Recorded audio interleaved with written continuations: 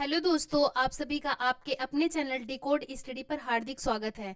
जैसा कि हमने आपको कुछ दिन पहले बताया था कि हम आपके लिए ला रहे हैं कुछ स्पेशल। तो जैसा कि आप सभी जानते हैं कि अभी उत्तराखंड प्रीलिम्स का एग्जाम होने वाला है 14 जुलाई को। तो उसको ध्यान में रखते हुए हम आपके लिए लाए हैं उत्तराखंड स्पेशल, जो हम प्रीवियस ईयर में पूछे गए क्वेश्चन करवाएंगे। क्योंकि आप अधिकतर हमने देखा है कि उत्तराखंड स्पेशल में जो है ज़्यादातर क्वेश्चन करंट अफेयर्स को छोड़ दिया जाए तो वो कहीं ना कहीं एग्जामिनर वही रिपीटेड क्वेश्चन करता रहता है।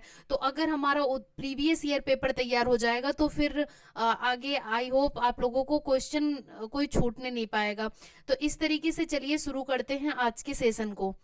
आज का हमारा जो फर्स्ट क्वेश्चन है ये कह रहा है कि कवि चित्रकार मोलाराम चित्रकला की किस शैली के लिए प्रसिद्ध है। ऑप्शन ए है बसौली, ऑप्शन बी है गढ़वाल, ऑप्शन सी है गुलेर, ऑप्शन डी है कांगड़ा।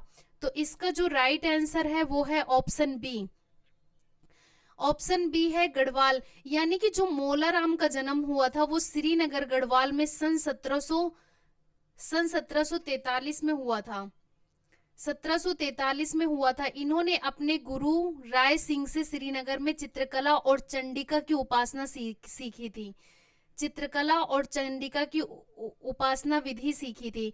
कवि मोलाराम गढ़वाल चित्रकला के लिए प्रसिद्ध थे। इस शैली ने राजा अवरिद्ध चंद्र के संरक्षण में प्रौढ़ता प्राप्त की थी।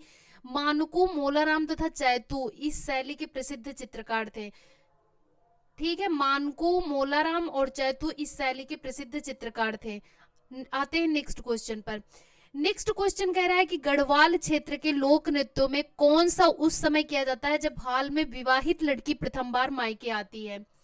ऑप्शन ए है चौफुला, ऑप्शन बी है जागर, ऑप्शन सी है झुमैलो, ऑप्शन डी है थड़िया। तो इसका जो राइट आंसर है वो है ऑप्शन डी।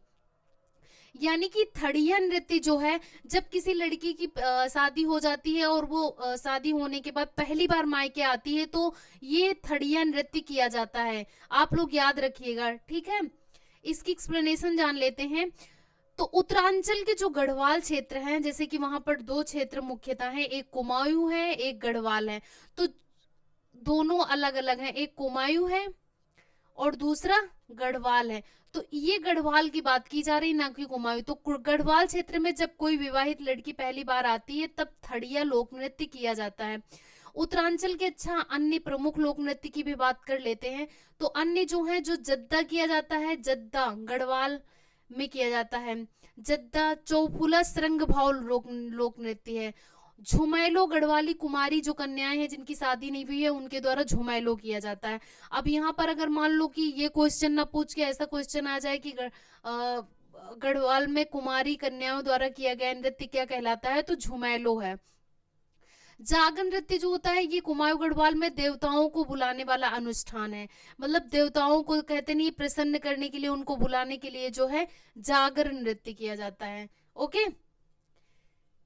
हाल उत्तरांचल की निम्नलिखित झीलों में से कौन सी सी एक आकार में त्रिभुजाकार है।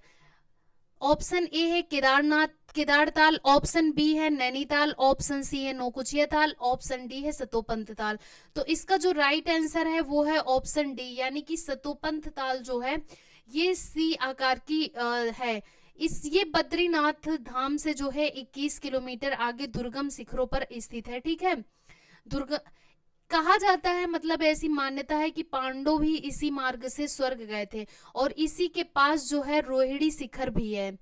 ये ताल जो है त्रिकोणाकार है। त्रिकोणाकार मतलब ऐसा है। और ये अलकनंदा नदी इसी ताल से निकलती है। अब यहाँ पर अगर मान लो क्वेश्चन आ जाए, ये बहुत ही इंपॉर्टेंट क्वेश्चन है कि अलकनंदा नदी जो है इसका उद्गम स्थल ये कहाँ से निकलती है। तो इसका जो ये है ये सतोपंथ ताल से ही निकलती है। अलकनंदा नदी जो है ये सतोपंथ ताल से ही निकलती है। केदार ताल गंगोत्री से लगभग 20 किलोमीटर दूरी पर स्थित है और ये काफी स्वच्छ और पारदर्शक जल वाला ये ताल चारों ओर हिमानियों से क्या है, हिमानी पहाड़ियों से घिरा है, जहां पर बुग्याल बुग्याल एक घास होती है और तरह तरह के पुष्पों से ये घिरा है। 9 कोने होने के कारण नौकुचिया ताल कहा जाता है। जैसे नौकुचिया ताल जो जो गए होंगे नैनीताल तो वो घूमे होंगे। भीमताल, नौकुचिया ताल। तो इसके जो है 9 कोने हैं।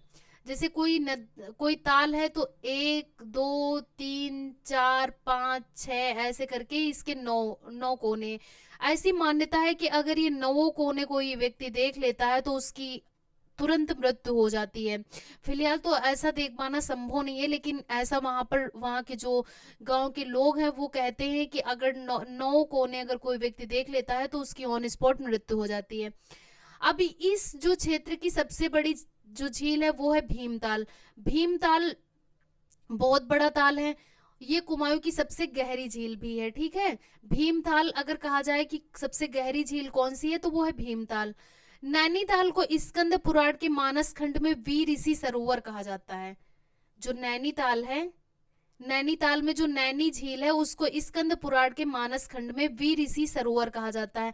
अब अगर बात कही जाए कि कौन सी ताल को वीर ऋषि सरोवर के नाम से जाना जाता है तो आप लोग मत भूलिएगा, ये नैनीताल को कहा जाता है। ठीक है, नेक्स्ट क्वेश्चन है उत्तरांचल के किस भाग में स्रोतकर पाए जाते हैं?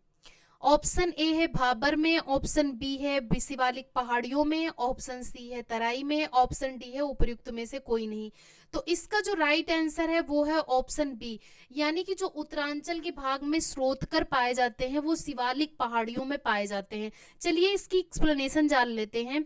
उत्तरांचल की शिवालिक पहाड़ियों में ही स्रोत कूप पाए जाते हैं, यानी कि जगह जगह देखना कि अपने आप ही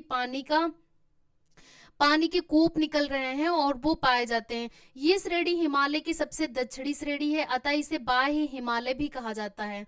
इसका धरातल जो है काफी ऊंचा नीचा है और ढाल बहुत तेज है। यहाँ पर भूस्खलन और भारी कटाव के कारण गहरी घाटियां पाई जाती है, क्योंकि यहाँ पर जो है भूस्खलन की बहुत तेज होता है और ढालें जो है बहुत तेज हैं, इस वजह से यहाँ पर गहरी घाटियां पाई जाती हैं। और यहाँ पर कंदरा घाटी जार्ज वैली की भांति दिखाई पड़ती है। कंकरीली और पथरीली मिट्टी से निर्मित क्षेत्र को क्या कहा जाता है? भाबर कहा जाता है, जबकि महीन और औसादी वाली मिट्टी के से निर्मित क्षेत्र को तराई कहा जाता है।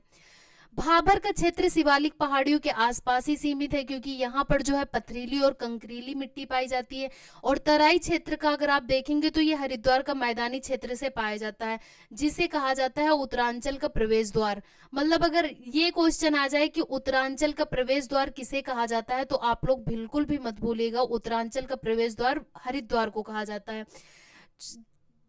अब जहां पर चिकनी मिट्टी पाई जाएगी वहां तराई क्षेत्र होता है, उसको तराई मिट्टी कहते हैं, तो जलोढ़ मिट्टी कहते हैं। तो देखा होगा कि उत्तर प्रदेश का जो इलाका है वो भी जलोढ़ मिट्टी के अंतर्गत आता है, जहां पर पैदावार क्षमता फसल की बहुत अच्छी होती है। निम्न में से कौन सा उत्तरांचल राज्य में जनपद नहीं है? ऑप्शन ए है बागेश्वर, ऑप्शन बी है चंपावत, ऑप्शन सी है रुद्रप्रयाग और ऑप्शन डी है रुद्रपुर। तो इसका जो राइट आंसर है वो है ऑप्शन डी, यानी कि रुद्रपुर जो है ये जनपद नहीं है। अब बात कर लेते हैं यहाँ पर कि आखिर उत्तराखंड में कितने जनपद हैं। उत्तराखंड में कितने जनपद हैं, क्योंकि उत्तराखंड जो है ये पहले उत्तरांचल था जो उत्तर प्रदेश और मिलके बना था। फिर ये जो है 2000 में उत्तराखंड जो है अलग राज्य बना, उत्तर प्रदेश से कट के एक अलग राज्य बनाया गया। तो उत्तर प्रदेश में हो गए 75 जिले। उसी तरीके से जो है उत्तराखंड में 13 जनपद हैं। 13 जनपद कौन कौन से हैं? उत्तरकाशी है, चमोली है, हरिद्वार, अल्मोड़ा, नैनीताल, देहरादून, टिहरी गढ़वाल, पौड़ी गढ़वाल, पिथौरागढ़, बागेश्वर, चंपावत, रुद्रप्रयाग और ऊधम सिंह नगर। अब इसमें रुद्रपुर कहीं पर भी नहीं है, तो रुद्रपुर इसका आंसर गलत है। ठीक है, आप लोग ये 13 जनपदों के नाम जरूर रट लीजिएगा, क्योंकि यहाँ से क्वेश्चन आता है। मान लो इस बार रुद्रपुर दे दिया, नेक्स्ट टाइम कोई और दे देगा, तो आप लोग अगर 13 जनपदों के नाम आपको रटे होंगे तो आप इसका आंसर गलत नहीं करेंगे। आते हैं नेक्स्ट क्वेश्चन पर। नेक्स्ट क्वेश्चन कह रहा है पंचकेदार वर्ग में निम्नलिखित में से कौन एक समाविष्ट नहीं है?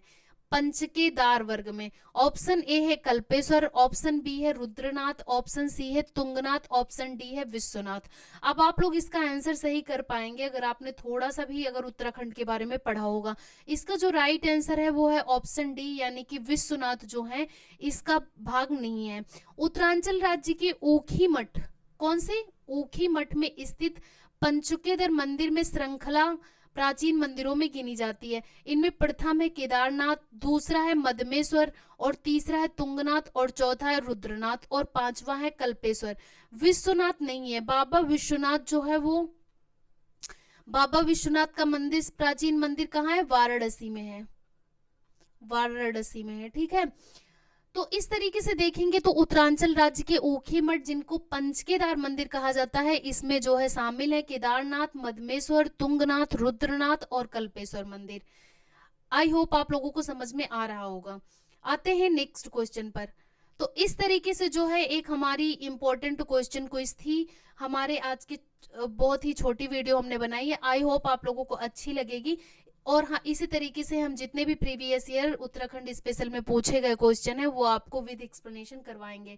आपको वीडियो अच्छी लगे तो लाइक, शेयर एंड सब्सक्राइब करना नहीं भूलिए। ज़्यादा से ज़्यादा आप लोग वीडियो को शेयर कीजिए, सब्सक्राइब कीजिए, और इसी तरीके से हम आपके लिए लाएंगे बहुत अच्छी अच्छी वीडियोज़ जो आपके एग्जाम के प्रोस्पेक्टिव से काफ़ी इंपॉर्टेंट होंगी। मिलते हैं नेक्स्ट वीडियो में। Thank you so much all of you. आप लोग पढ़ते रहिए इसी तरीके से।